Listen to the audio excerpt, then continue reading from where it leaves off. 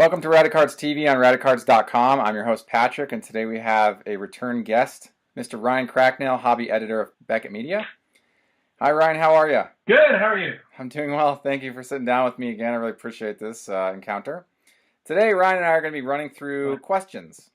So this is another segment of Radicards questions, and we've got 3 questions, and we're going to be talking about them 5 minutes each, and after every 5 minutes is up, we'll move on to the next question. So it's pretty straightforward stuff.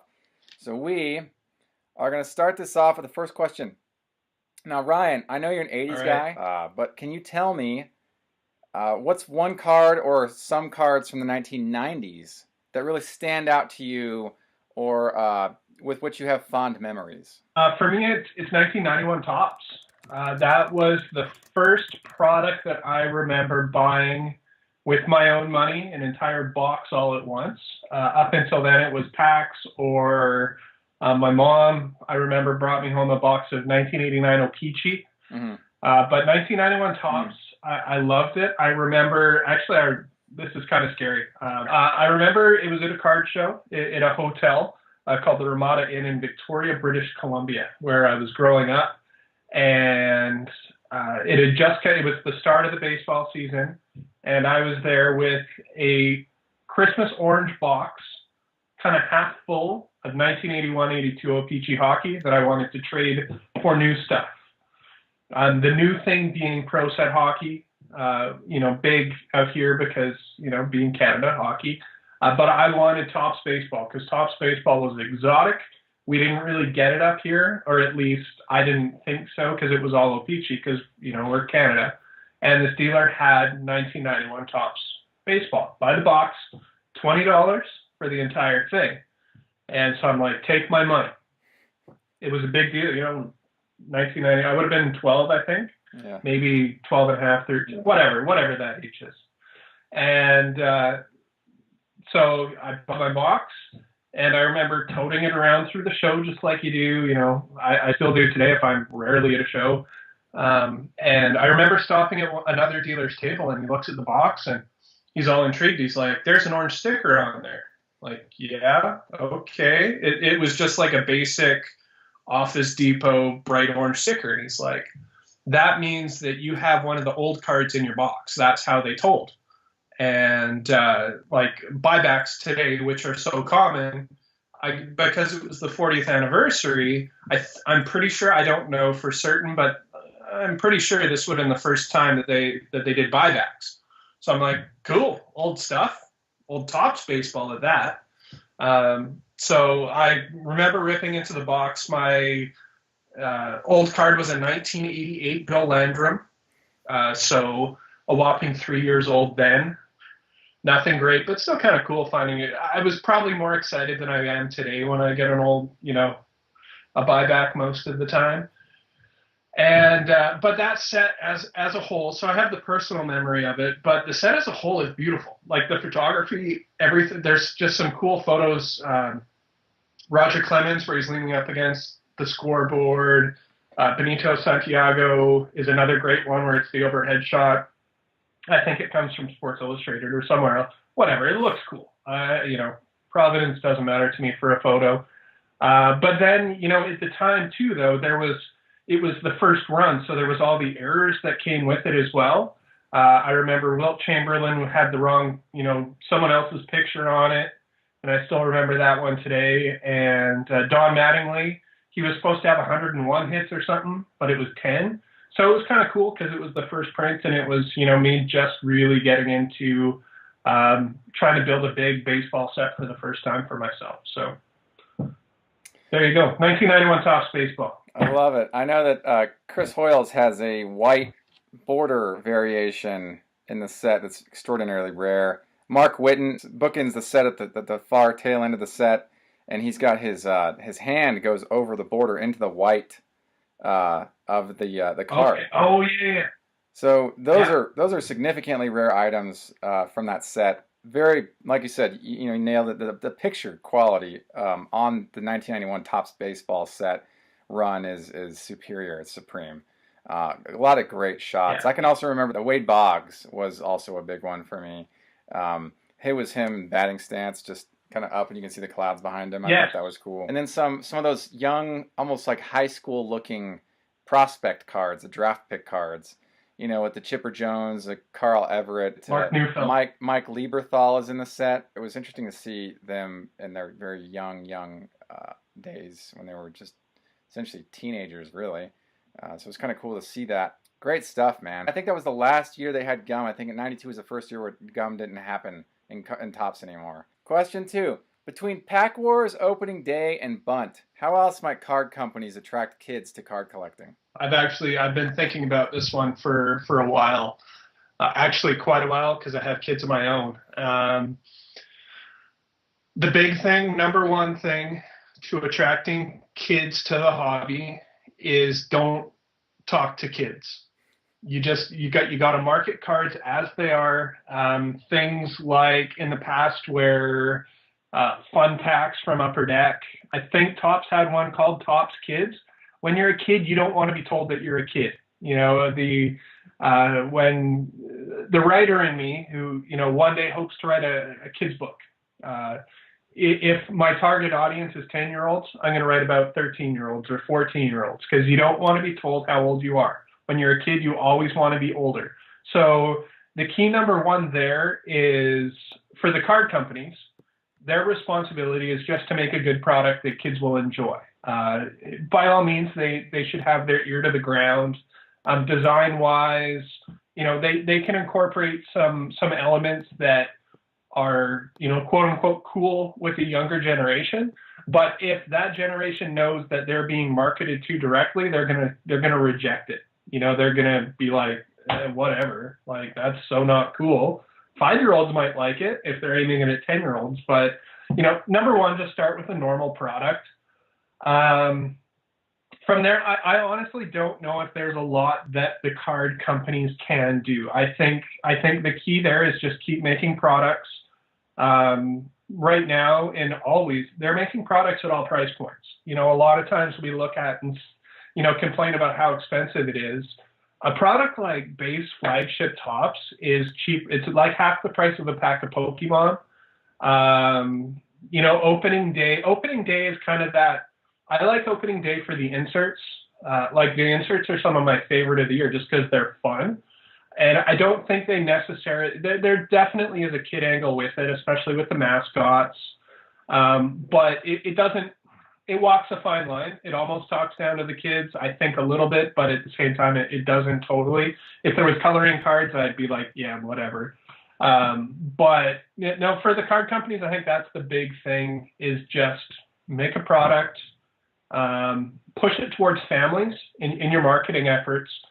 I think if you're pushing it directly towards kids, it's not going to reach them. But if you market it towards families and family experiences, then you might get better luck.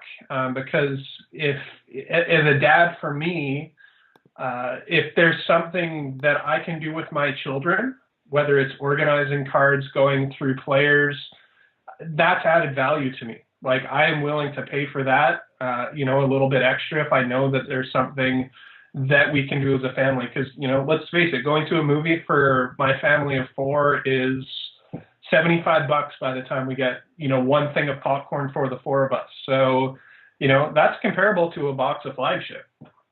So give me some fun that way. I think maybe offering starter products like they do, Topps and Panini both do with stickers. That's how I got started in a lot of ways was with the stickers. I think those are good points to make, is that positioning the product to make the kids feel they're not segmented at all, they're just included into the hobby. One thing that comes to mind is, suggested retail price, SRP, is that when I was younger, my allowance, they call it an allowance reason because it allows me to do something with my funds. And so I'd be able to take those funds, which were meager, anywhere from $2 to $10, depending on my age, and I could take those with me and buy a pack of cards and enjoy the process.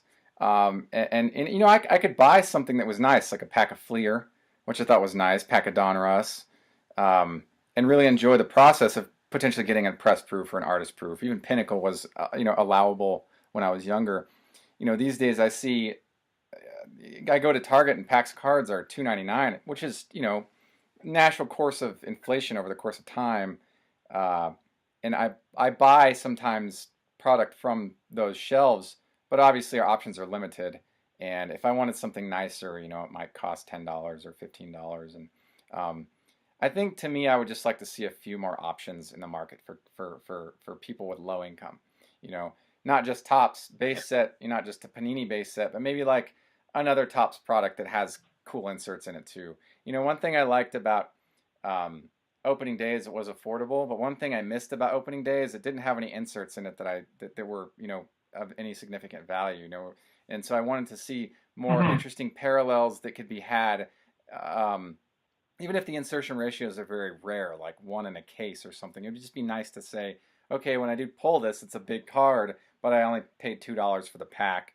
I'd like to see some more of that. That would be great, I think, to have a few more options. One or two would be plenty, I'm sure, to carry it forward. And I think that to me, option is a big deal, regardless of where you are in the income bracket. I see Buntus taking it into a market that allows it to be another option for the kids without making them feel like they have to just get opening day as their only option. So I think Bunt is a good transitional piece.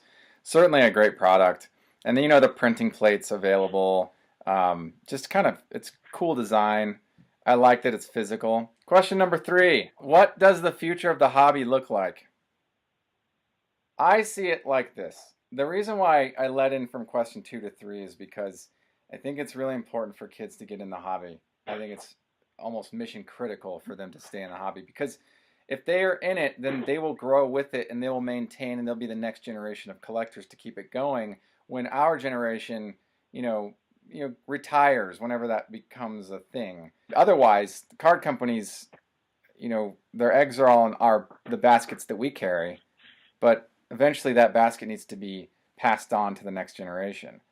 Otherwise, it could be the writing on the wall for any card company. And I would like to see the card companies continue forward and be successful for as long as possible. I agree 100% with you that it does need to be introduced more to a different generation. If things don't change, if we continue on the current trajectory, I think the hobby, it'll become more and more of a niche as it already is. The way things are going, I don't want to be a doomsday guy. I don't think it will be a doomsday guy, but the market will continue to shrink.